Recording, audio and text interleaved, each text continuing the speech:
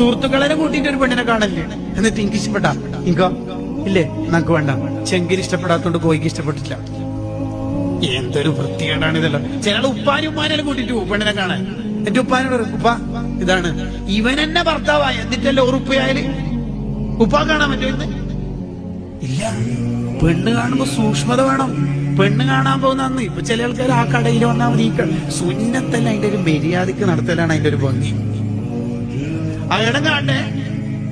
അല്ല, പെണ്ണ് കാണാൻ പോയാല് ഒരാൾ പെണ്ണ് കാണാൻ പോലെ ആ പെണ്ണും ഈ കാണാൻ പോയ ചെക്കനും മാത്രം റൂമിലാവാൻ പാടില്ല. അത് ഖൽവത്ത് ഹറാമാണ് അവിടെ. കാരണം ഇപ്പൊ അവർ അന്യ ആൾക്കാരാണ്. കാണൽ മാത്രമാണ് അവിടെ ഹലാൽ, ടച്ച് ഹറാമാണ്. സംസാരിക്കാം, പേര് ചോദിക്കാം, നോ പ്രോബ്ലം. ഒരിക്കൽ കണ്ടിട്ട് ക്ലിയർ ഇല്ലെങ്കിൽ ഒന്നുകൂടി നോക്കാം, പ്രശ്നമില്ല.